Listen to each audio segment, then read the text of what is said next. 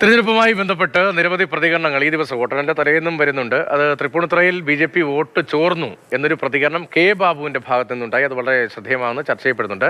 BJP വോട്ടുകൾ കുറെ CPM-നും കുറെ കോൺഗ്രസിലേക്കും പോയി. UDF-ന് തൃപ്പൂണിത്തുറയിൽ മികച്ച വിജയം ഉണ്ടാകാൻ പോകുന്നുവെന്നും കെ ബാബു പറഞ്ഞ ആ പ്രതികരണം ഒന്ന് കേൾക്കാം. നാളെ എന്തായാലും തൃപ്പൂണിത്തുറയ്ക്ക് ഒരു പുതിയ MLA വരികയാണ്. കഴിഞ്ഞ 35 വർഷമായി തെരഞ്ഞെടുപ്പ് രംഗത്തുള്ളത് കെ ബാബു മാത്രമായിരുന്നു UDF-നെ സംബന്ധിച്ചിടത്തോളം. ഇപ്പോൾ എന്താണ് താങ്കളുടെ മനസ്സിലുള്ള ആദ്യ ഫീൽ? ഞങ്ങളെല്ലാം കൂടി നിർദ്ദേശിച്ച സ്ഥാനാർത്ഥി MLA ആയി തിരഞ്ഞെടുക്കപ്പെടണമെന്നാണ്. വലിയ ശുഭപ്രതീക്ഷയിലാണ് ഞങ്ങളെല്ലാം ആ കാര്യത്തിൽ ഇപ്പോൾ ഉള്ളത്. ഞങ്ങൾക്ക് അനുകൂലമായ നല്ല രീതിയിലുള്ള വോട്ടിംഗ് നടന്നിട്ടുണ്ട് എന്നാണ് വിശ്വസിക്കുന്നത്. എറണാകുളത്ത് 14 മണ്ഡലങ്ങളാണുള്ളത്. അവിടെ കോൺഗ്രസിനെ സംബന്ധിച്ചിടത്തോളം കൈപ്പത്തി ചിഹ്നത്തിൽ ഏറ്റവും കൂടുതൽ ആളുകൾ ജയിച്ചു വരാൻ കഴിയുന്ന ജില്ലയും എറണാകുളമാണ്. ഒരു ക്ലീൻ സ്വീപ്പ് ആ രീതിയിൽ പ്രതീക്ഷിക്കാമോ? ഒരു 14 സീറ്റ് വരെ കിട്ടാൻ സാധ്യതയുണ്ടോ? ചിലപ്പോൾ 14 വരെ എത്താം. 12-ൽ ഒരു കാരണവശാലും കുറയുമെന്ന് കണക്കാക്കുന്നില്ല. കഴിഞ്ഞ തവണ 9 സീറ്റായിരുന്നു. അത് ഒരു 3 സീറ്റ് കൂടുമെന്നാണ് പ്രതീക്ഷിക്കുന്നത്. തീർച്ചയായിട്ടും കഴിഞ്ഞ പ്രാവശ്യത്തെ രാഷ്ട്രീയ സാമൂഹിക കാലാവസ്ഥയല്ല കേരളത്തിൽ ഇത്തവണയുള്ളത്. ഇത്തവണ LDF ഭരണം അവസാനിപ്പിക്കണമെന്ന് ആഗ്രഹിക്കുന്ന ജനങ്ങളും ഒരു പരിധിവരെ CPM അനുഭാവികളും ഇപ്പോൾ കേരളത്തിലുണ്ട്. കഴിഞ്ഞ തവണ 2020 UDF-ന്റെ പല വിജയങ്ങൾക്കും തടസ്സമായിരുന്നു. ഇത്തവണ അവർ NDA ക്യാമ്പിലാണ്. അത് ഒരു ഗുണമായി മാറുമോ? NDAയിലേക്ക് 2020 മാറിക്കഴിഞ്ഞപ്പോൾ കുന്നത്തുനാട് നിയോജകമണ്ഡലത്തിലുള്ള അവരുടെ ഏറ്റവും പ്രധാനപ്പെട്ട കേന്ദ്രം അവിടെ തന്നെ വലിയ മാറ്റം ഉണ്ടായി.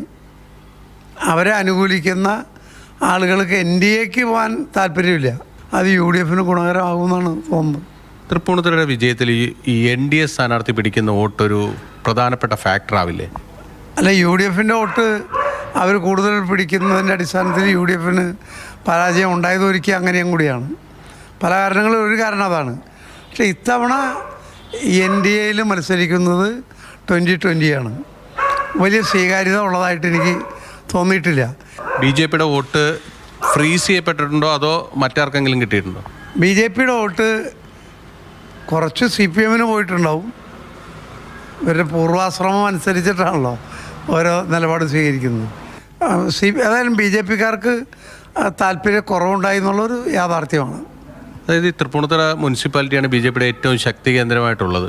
അവിടെയാണോ അവർക്ക് വലിയ രീതിയിൽ വോട്ട് ചോർച്ച സംഭവിച്ചിരിക്കുന്നത്? പഞ്ചായത്തുകളിലേക്ക് വരുമ്പോൾ ആ സാധ്യത കാണുന്നില്ല. പഞ്ചായത്ത് തിരഞ്ഞെടുപ്പിനും ഉണ്ടായില്ല, മുനിസിപ്പൽ തിരഞ്ഞെടുപ്പിനും ഉണ്ടായിട്ടില്ല. ഈ തൃപ്പൂണിത്തുറ ടൗണിലെ എരൂർ പ്രദേശമുണ്ട്. അവിടെ എനിക്ക് ഒരു 1400 വോട്ടോളം മൈനസാണ്. പക്ഷെ ഇവിടെ വന്നപ്പോൾ എനിക്ക് 600 വോട്ടോ മറ്റോ കൂടുതൽ കിട്ടിയിട്ടുണ്ട്.